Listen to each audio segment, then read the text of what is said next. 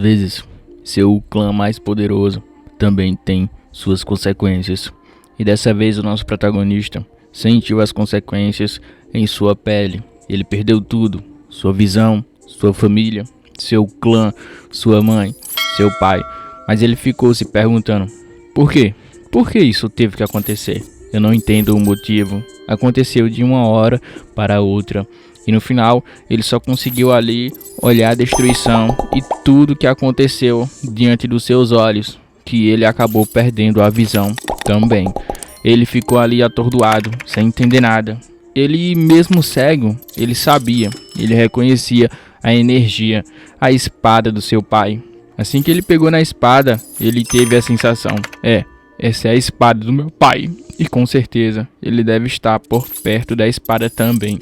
Caminhando mais um pouco logo à frente, ele conseguiu encontrar o corpo do seu pai. E ele ficou assim meio que sem entender. Pai, é você? Sim, era o seu pai. E ele ficou mais atordoado ainda quando ele sentiu a sensação, aquela fragrância da sua mãe. Sim, a sua mãe logo adiante, bem perto dele. E o seu coração começou a bater mais rápido ainda. Tristeza, alegria e muita coisa passou pela mente do protagonista também. Em sequência apareceu 3 figurantes falando que tinha que destruir o clã dele por completo. E o nosso protagonista perguntou qual seria o motivo disso tudo, por qual motivo eles estão fazendo isso. Bom, na verdade não tem um motivo, já que o seu clã era muito poderoso, a gente só tinha que matar vocês estavam sendo muito arrogantes, dizendo eles. E aí o nosso protagonista não gostou, só por causa disso vocês fizeram tudo isso. Tá de brincadeira, né, com a nossa cara. Em sequência, a batalha continuou muito braba mesmo, viu, a batalha. E agora tá mostrando um pouco como tudo começou, a batalha dos clãs e etc. E teve até um tiro ali de sinal. Puf! Um sinal foi lançado. O pai do protagonista, o cara era muito respeitado e também tinha muito inimigo.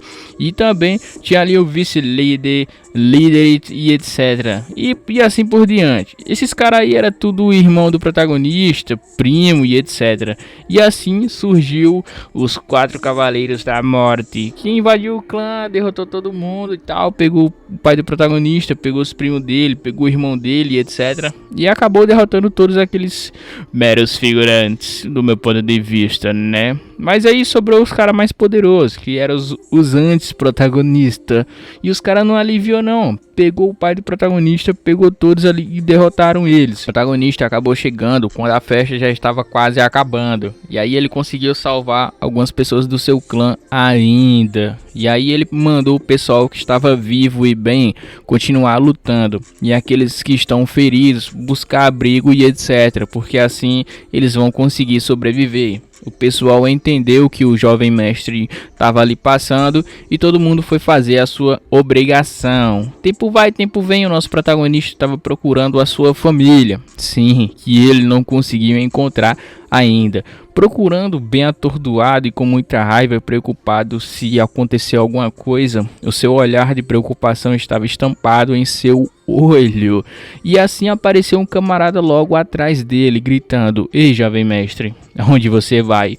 Volte aqui, por favor." O cara desferiu um socão bem poderoso no protagonista. O protagonista conseguiu ali se defender a tempo, mas ele foi jogado bem longe devido ao impacto. E aí o protagonista, com seu olhar frio calculista, perguntou quem seria ele e por que ele está aqui fazendo tudo isso. Mas aí o camarada respondeu friamente: "Não é da sua conta quem eu só tinha a obrigação de matar você." Então o nosso protagonista não falou muita coisa. Que comece o combate, o melhor fique vivo. Tempo vai, tempo vem, o protagonista ali lançou as suas artes marciais da sua família e conseguiu cortar aquele cara grandão. Mas adiantou? Não, o grandão simplesmente só passou a língua e falou: "Você até que é poderoso, mas ainda não é forte o suficiente para lutar comigo de frente, garoto. Você tem que muito caminho ainda pela frente. O protagonista ficou meio atordoado devido às artes marciais que o grandão acabou apresentando logo diante dele. Mas aí o protagonista ficou meio que surpreso, porque o cara inventou de sacar a espada, mas não sacou a espada, só saiu faíscas de fogo. E o protagonista não entendeu, tipo, da onde é que tá saindo essa faísca de fogo?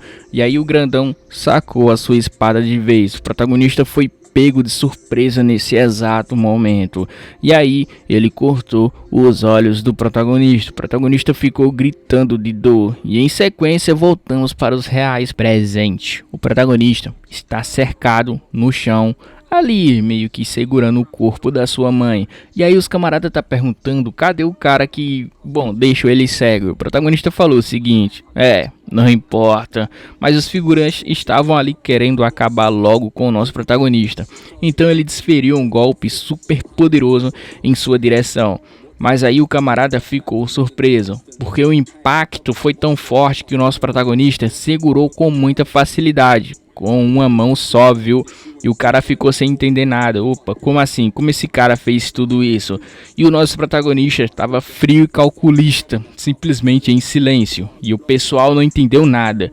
Bom, parece que no clã do protagonista, os seus irmãos colocaram ele em uma certa caverna. E nessa caverna é onde ficam as espadas do clã dele. E também é uma caverna muito escura, cara. Tipo, escura mesmo e também perigosa. Já o nosso protagonista foi colocado nessa caverna quando tinha 7 anos, se eu não me engano. E ele perguntou qual seria o motivo disso tudo. Os seus irmãos falou que isso era para o próprio bem dele, ou seja, para o seu crescimento futuramente. E o nosso protagonista, bom, já que é para o meu crescimento, eu não vou me importar, vou continuar minha jornada. Entrando mais a fundo na caverna, ele foi caminhando lentamente no escuro. E assim o nosso protagonista ficou mais e mais sem entender nada, porque estava muito silencioso, muito escuro. Logo adiante ele encontrou um cemitério de espadas e tinha logo adiante uma espada super brilhosa. E ele ficou sem entender mais ainda, porque a espada parecia estar chamando ele. E o nosso protagonista foi até a espada.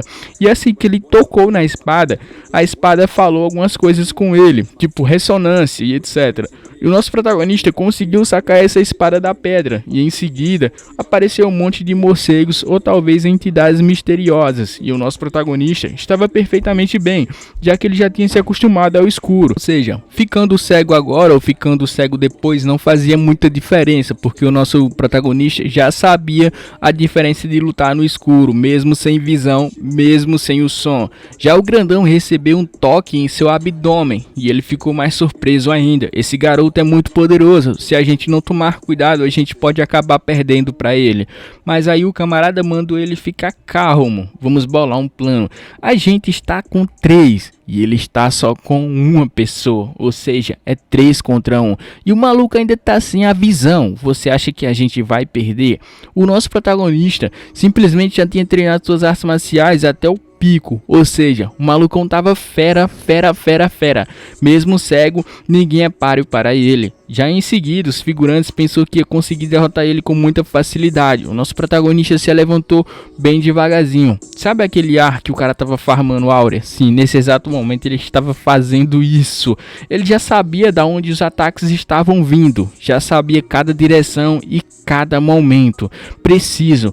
O cara da lança tentou pegar o nosso protagonista pelas costas, mas aí o som que a sua lança estava exalando foi muito certeiro. O nosso protagonista conseguiu se defender a tempo. Já o cara da lança ficou sem entender. Opa, como é que esse cara conseguiu segurar o meu ataque? E ainda com essa precisão. Ele ficou mais surpreso ainda quando ele viu que o nosso protagonista também conseguiu se defender dos ataques restantes que os seus amigos estavam lançando em sua direção. O cara da lança ficou muito preocupado, e estava muito preocupado mesmo, viu? Porque o protagonista se defendeu a tempo e ainda contra-atacou os 3 figurantes naquela direção. Ixi, será que o malucão é bravo ou será que o malucão só está no level 1 ainda? É, rapaziada, e acabou por aqui. Let's go!